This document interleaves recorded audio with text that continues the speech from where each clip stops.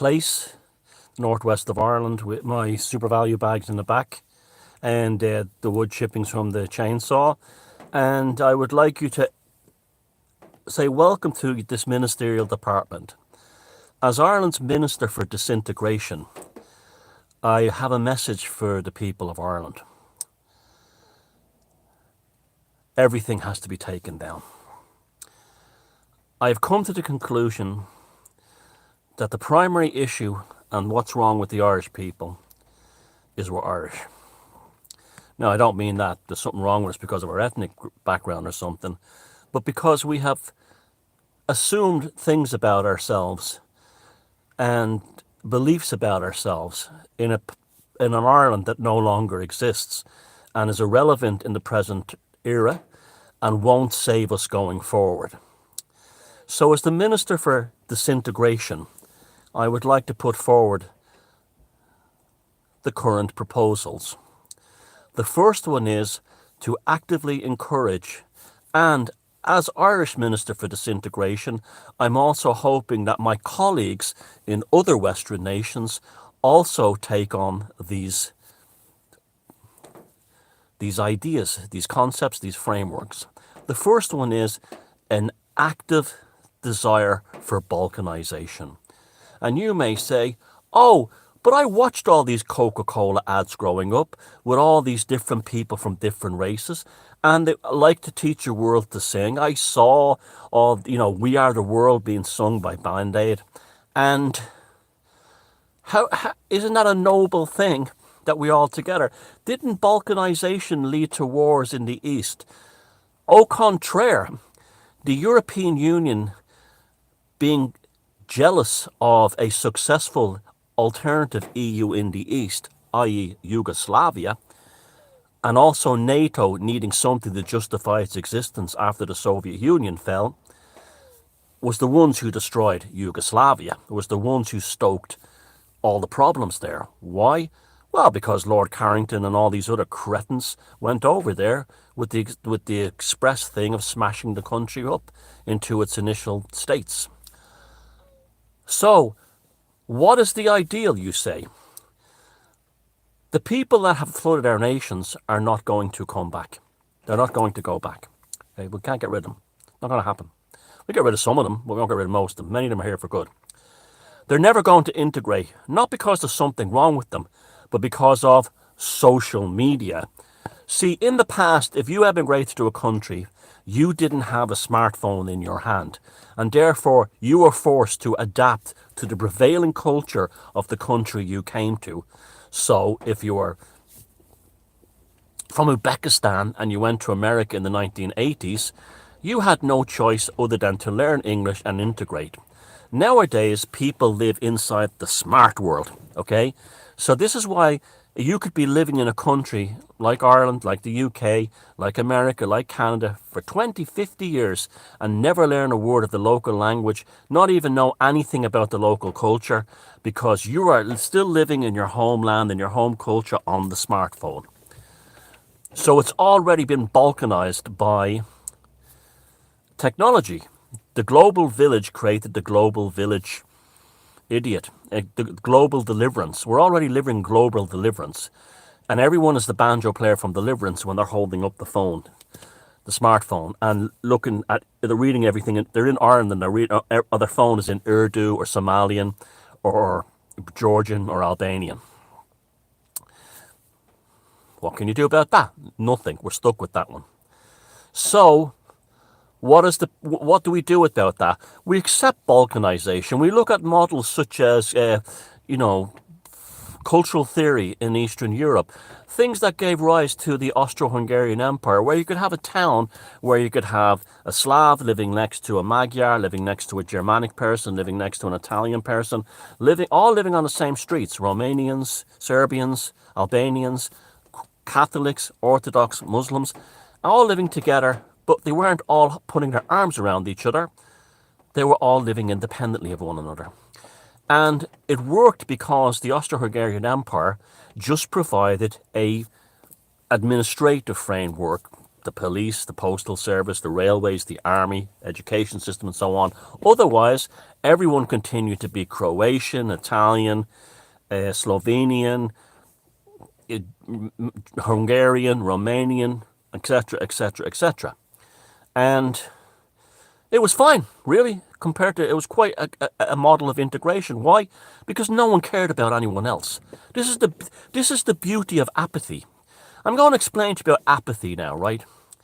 One of the biggest problems Ireland has is we're concerned about foreigners more than we are about our own country. And this is why when the paddy can't control his own life, he shoves up Palestinian and Ukrainian and other flags to show solidarity and to create something called awareness. Now, I'm not an expert in ballistics, but I'm pretty sure that if you have a cluster bomb coming down on your house, that some paddy spreading awareness is not going to stop that cluster bomb from blowing you and your family up. That's just me. I could be wrong. I'm also one who seems to have this weird notion that we shouldn't be taking the money out of this country and giving it to countries who don't give a fuck about us. For instance, it doesn't seem to work. I can draw a direct line between the beheading of 2 gay men in Sligo right through Live Aid and onto the fucking kids shaking the troker box in the rain looking for money for Africans. We can empathise that Africans have flies whizzing around their head. We can empathise and feel sympathy for people in Gaza getting bombed. But we have to look after ourselves. It's just as simple as that. And even when you become, the worst thing you can do is become emotionally attached to what's going over there, because then you don't give a fuck about your own neighbours. So as the Minister of Integration, the first thing I would like to do is implement the RAF initiative. If you don't know what a RAF is, or a RA, these were circular enclosures of 50,000 of them in Ireland from the Neolithic to the Bronze Age, where everybody lived behind a big fucking wall, okay? Why? Because big, tall fences make good neighbours. And that didn't mean everyone was attacking everyone else for no reason. You had people who might try to steal cows from this one, or try to steal turf or butter from that one. But otherwise, everyone did their own thing, okay? And the fact that there were so many of these things in the country shows they were a tremendous success. So therefore, I'm very much a believer in high fences make good neighbours. So here you are in Ireland, you're an Irish person now, and you find yourself living next door. You have a Somalian family on one side, Pakistani family on the other, and you're being told that it's the greatest thing ever, okay?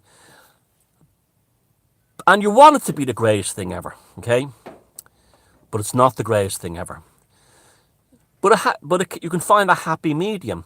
You don't have to be friendly with them. It's great it's nice if they are friendly, and they don't have to be friendly with you. You can associate with your own kind. Oh dear, that's so racist. Well, no, it's not. No, it's not. Because those people who come here from foreign countries are with their own tribe. And why can't we do it? It doesn't mean we have to hate the others. It doesn't mean we have to exclude them. It doesn't mean we have to be cordial with them. But it's just human nature.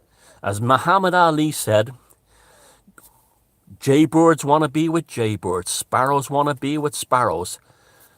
Seagulls want to be with seagulls. They're all birds, but they want to be with their own kind. But you're told that's an evil thing. And I can remember when he said that on the Parkinson show, Michael Parkinson was getting his orders from the BBC. No, that's logic. Jaybirds want to be with jaybirds. Canaries want to be with canaries. That's just how it is, but they still all birds. And, another great influence of mine, Malcolm X, said exactly the same thing. He said that integration was impossible, but, cohabitated living was great. So, was the only solution. We're not stepping on each other's toes, causing friction that wouldn't be there otherwise. It doesn't mean you have to be cold. It doesn't mean you have to be nasty. It just means that you have to be among your own. And it's okay. And you can go and meet these people from other cultures, enjoy their music, enjoy their food, enjoy their company. But understand, it's never going to be like the Coca-Cola ad, because you may have all the desire in the world to sit there with a bottle of Coca-Cola going, I'd like to teach the world to sing, while the fella beside you wants to cut your throat because you're an infidel. That's just the nature of it. I'm not saying that everyone on that side is like that, but that's just how the world is. You can't paint a broad brush on everyone. Not all white people are evil. Some white people are evil. Not all people of colour are saints. Some people of colour are evil. It's as simple as that. Natural law, logic. And as the Minister for Disintegration, I want to destroy the current situation by elevating natural law. The belief that what works in nature works in every other aspect of society. Cohabitation. You don't see the sparrows and the jackdaws in the trees tearing each other to bits. The sparrow builds his nest on one side of the tree. The jackdaw builds his nest on the other side of the tree. It's still the same tree. They're still the same birds, and they seem to get on fine with that situation. Our minority friends are perfectly happy living like that. Well, there's a great inspiration for us. We look at our minority friends who are all in the ghetto, and we Western people say, I'll try a piece of that.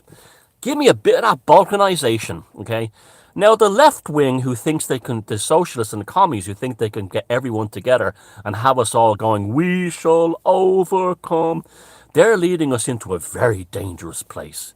And as Minister for Integration, I'd like to highlight this in certain ways. Now, we've already spoken about the fact that you can draw a direct line between the two decapitated gay men murdered by a Sharia extremist all the way through Live Aid and give us your fucking money and down into the Trocare boxes, because it's the same conduit, you know. Paddy didn't care about Paddy until two gay Paddies felt with their heads and their penises were chopped off and displayed on the beds for their families to find them when they came in. By, we were told, a West of Ireland lad. Anyway, this doesn't work. It just doesn't work. Why? Because natural law. And there are Irish people who are vicious racists who will want to go out and kill minorities. We don't like them either. But they won't have that opportunity if we're all alone. Now, as Minister for Integration, I was talking to a woman the other day, and she says to me, Minister, you're a piece of shit. And I said, why? Well, as a woman with purple hair, whose vagina is full of cobwebs, I want to state to you that if we have balkanization and everyone lives alone and doing their own thing, preserving their own culture, if the shit hits the fan, it's terrible. Oh God, look at Yugoslavia. Oh, terrible. And I will answer that by going, do you really believe that in Diversity Disneyland that we're living in right now, that all the rainbow flags in the world are going to have your Pakistani neighbours bringing you naan breads during a famine? No, they're going to be feeding their own people. And the shit will still hit the fan. The only difference is, in a balkanization situation, you're ready for it. In a diversity situation, you're going to be fucking savaged. Let me give you an example of how this will happen in Ireland. Back in the 2000s, we had some horrific jihadist attacks, particularly in France, the Bataclan, and a few other cities, resulting in huge numbers of people being slaughtered in the most horrific way. The only thing that stopped that from happening was they have things in Europe called policemen with machine guns. And you had like the gendarmerie in France, you have the carabinieri in Italy, and them showing up, them being nearby with machine guns is the only thing that stopped it. Here in Ireland, I wake up every morning expecting to hear that 2,000 people have been shot dead in the centre of Dublin, Cork or Limerick because Paddy thinks that everyone lives together because instead of having the Cabineri with the machine gun to protect the locals from extremists, they were shaking the trocar and concern boxes when they were kids. So maybe, just maybe, when a bunch of jihadists decide to launch an attack in central Dublin, central Cork or central Limerick, perhaps the police can show up shaping the concern boxes. As Minister for Integration, I think this is a flawed policy. And I'd much rather our people were protected, including people of minorities are protected. Remember, if we have a Cabineri or a proper Cabineri, or a proper gendarmerie, we have a proper police force with big fucking machine guns that can protect the people, okay? Simple as that. But where are our machine guns? Our machine guns are in the Middle East, protecting people in the Middle East. And increasingly, they're going into Eastern Europe. They're in Africa. Why aren't they here ready for it when it goes down here? I don't understand. As Minister for Integration, I wanted to speak to our Taoiseach, Leo Varadkar, and I was going around certain gay clubs in Dublin looking for him, but I couldn't find him.